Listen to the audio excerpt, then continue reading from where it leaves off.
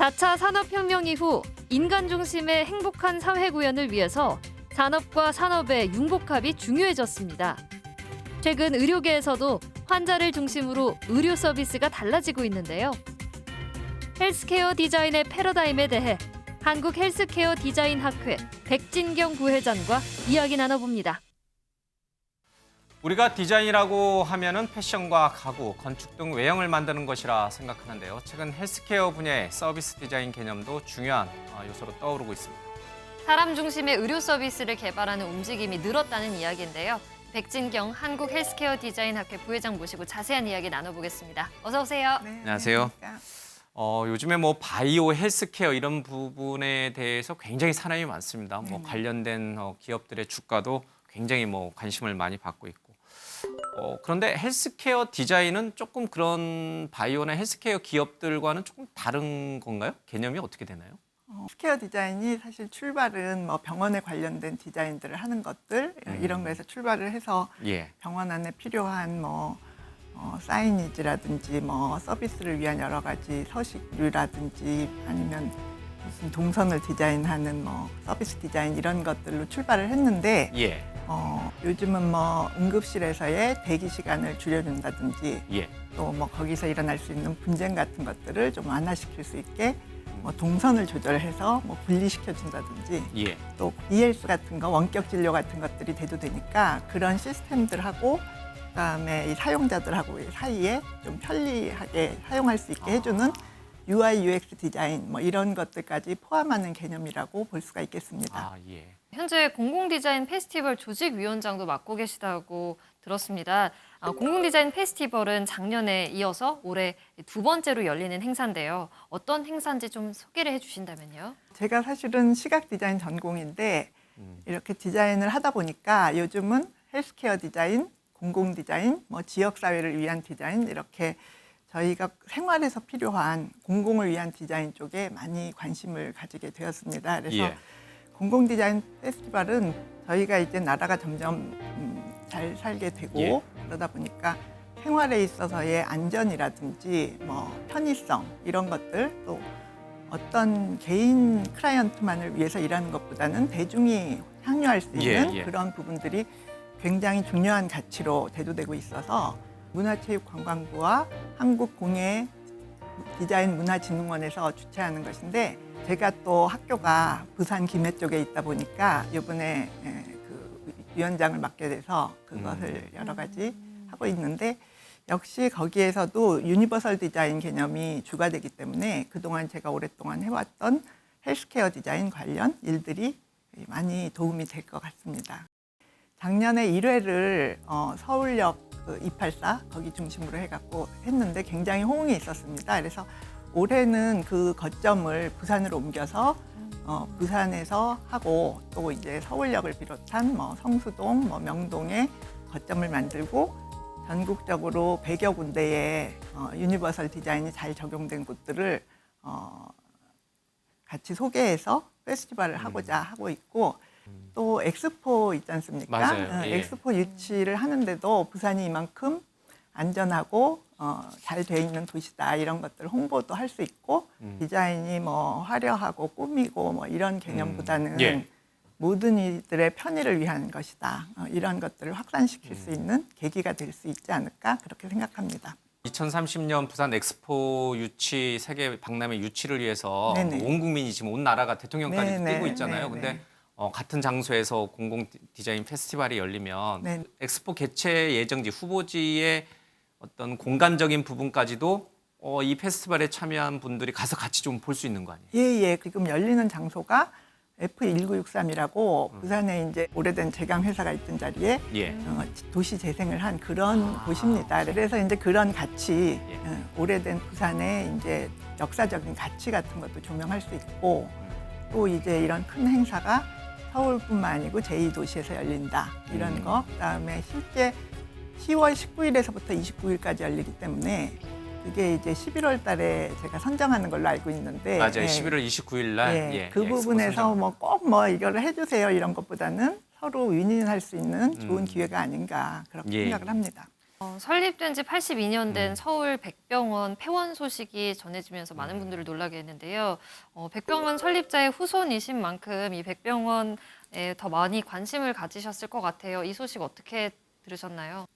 저도 그냥 뭐 거기 계시는 직원분들을 통해서 전해 듣게 됐고, 저로서는 또 더 가슴 아픈 게 제가 학교에 가기 전에 10여 년 동안 서울백병원 안에다가 디자인실을 만들고 거기에서 근무를 했었습니다. 그래서 그 기간 동안에 제가 뭐 상계, 일산, 뭐 부산, 해운대 백병원 오픈하는 일을 다 참여를 했고, 그래서 서울백병원은 굉장히 저한테도 특별한 장소이지만 그건 제 개인적인 문제가 아니라 실제 저희 인제대학교 백병원이 어떤 발생한 장소 같은 그런 느낌? 예전에 이제 백인재 박사님께서 외과 병원을 열은 장소가 바로 거기고, 그래서 저희에게는 약간 발상지 같은 느낌이 있기 때문에 뭐 경제적인 여러 가지 이유가 있었겠지만 그런 것 때문에 문을 닫는다 이런 것은 도저히 상상할 수도 없는 일이었기 때문에 저도 이제 굉장히 안타깝게 생각을 했습니다.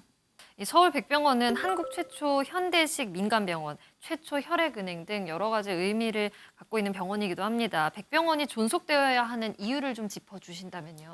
백병원이 이제 우에무라 씨한테 이렇게 인수하신 게 32년이라고 알고 있고, 그다음에 백인재 박사님 직접 진료를 하신 거 41년, 그다음에 뭐 밀립 공익법인으로 이 사재를 기부하셔서 이렇게 하신 게 46년으로 제가 기억하고 있는데, 어쨌거나 최초로 민간 자본으로 설립된 병원이고 그런 역사성이 있을 뿐더러 또 하나는 지난 코로나 기간 동안에도 거기가 이제 진료소로서 큰 역할들을 했고, 또 아시다시피 이제 명동이라는 곳이 굉장히 도심 공동화 현상이 있다가 요즘 굉장히 꼭 중국 관광객뿐만 아니고 전 세계 관광객들이 모여드는 그런 장소로 탈바꿈하고 있어서 지금 어려운 시기이지만 이 시기를 지나면서 오히려 좀 더 우리나라 의료라든지 이런 것들을 세계적으로 소개할 수 있는 그런 거점으로서 역할을 할 수 있지 않을까, 그런 생각도 저희가 해봤습니다. 이제 서울시 같은 경우도 백병원 폐쇄에 대해서는 좀 부정적인 입장인 것으로 좀 알려지고 있고, 그렇다면은 말씀하신 대로 명동이 공동화 현상에서 벗어나서 지금 이제 외국인 관광객들이라든지 아니면 도심의 중심적인 핵심 상업지구로 자꾸 바뀌고 있으면 그 외국인 관광객들을 좀 유치하면 되잖아요. 그리고 그 상업지구가 있으면 거기에 직장인들도 많으니까 그분들을 또 저기 환자를 또 유치하면 되는 거. 뭐 세부적인 전략이야. 더 잘하시고 병원에 운영하시는 분들이 더 잘 알겠지만. 사실은 그 되게 이상적인 얘기인데 뭐 진행하는 과정에서 말처럼 쉽지만은 않겠지만 과거에도 이제 관광객들이 뭐 롯데 호텔에 머물면서 백병원에 유명한 성형외과 선생님 계실 때 일주일씩 호텔에 있으면서 와서 뭐 진료 받고 이랬던 사례들이 명동의 성형외과 피부과 많아요. 많이 있었습니다. 그리고 해운대 백병원에도 초기에 2010년도 중반에는 러시아 관광객들이 많이 와서 입원하면서 검진도 받고 이렇게 하는 것이 코로나 전까지는 굉장히 활성화돼 있었습니다. 그래서 그동안에 물론 어려운 시기가 국가적으로 있었지만 저희가 요 시기를 넘어서면 뭐 꼭 외국인 전담병원 그런 것이 아니라 뭐 특별하게 외국인을 위한 클리닉이라든지 아니면 뭐 이태원 사태 같이 그런 국가 재난 사항이 있을 때 도심에서 그걸 담당할 수 있는 응급의료센터라든지 그런 기능들이 꼭 필요하다고 저는 생각을 합니다. 그래서 그런 부분에서 병원이 갖는 어떤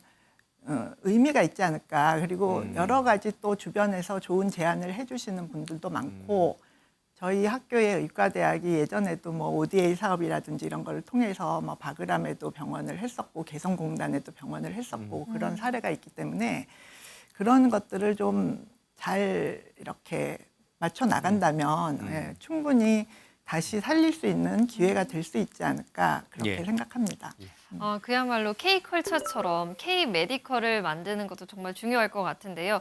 이런 걸 위해서 어떤 걸 준비하고 또 갖추면 좋을까요? 뭐 지금 말씀드렸던 그런 부분들이 있고 또 하나는 K메디컬을 한다면 제일 좋은 장소가 명동에 인접한 서울백병원이 그 헤드쿼터가 돼야 되지 않을까? 그런 생각을 합니다. 그리고 뭐 지금 뭐 전후라든지 해외에서도 재난 그런 곳에서 많은 원격 진료에 대한 요구가 있을 텐데 그런 곳들에 대한 본부나 센터 같은 것들도 유치할 수 있지 않을까 그런 생각도 해봤습니다. 예. 굉장히 이제 그 기업이 영리적인 목적으로 이제 뭐 병원들을 많이 운영을 합니다만은 그 의미를 뛰어넘는 또 K 컬처, K 메디칼 또 어떤 도심에서의 긴급 응급 시스템 뭐 네네. 여러 가지 측면에서도 우리가 한번 이 병원 운영 문제를 좀 고민해 볼 필요는 있는 것 같습니다. 네네. 교수님 통해 가지고 이 공공 디자인부터 시작해서 백병원 얘기까지 진짜 얘기를 좀 많이 들었습니다. 그 분야가 굉장히 넓어요. 예, 근데 디자이너도 그런 것 같아요. 젊었을 때는 제가 뭐 타이포그래피라든지 편집 디자인 막 이런 분야에 굉장히 포커싱을 했었는데 예. 좀 경험이 늘어날수록 우리가 한정된 클라이언트만을 위해서 일하지 말고 좀 공공을 위해서 하는 일이 굉장히 보람 있지 않는가. 그리고 그런 것들은 또 경험이 많은 디자이너들이 잘할 수 있는 일이고 그러다 보니까 이제 좀 범위가 넓어졌다고 생각할 수도 있겠습니다. 예, 예. 네. 마지막으로 전하고 싶은 말씀이 있으시다면요. 아, 예. 제가 이번에 서울백병원 이렇게 폐원하는 문제를 생각해 보면서 병원이나 학교가 가지는 이런 공공성에 대해서 굉장히 생각을 많이 해보게 됐고요. 의료라든지 아니면 교육이 갖는 이런 공공성이 모든 이들의 편의를 위한 것이다. 그런 생각을 합니다. 네, 감사합니다. 예. 헬스케어 디자인부터 백병원 폐원까지 다양한 주제로 이야기를 나눠봤는데요. 백병원이 역사를 이어갈 수 있도록 좋은 소식 들려오길 바랍니다. 오늘 말씀 고맙습니다.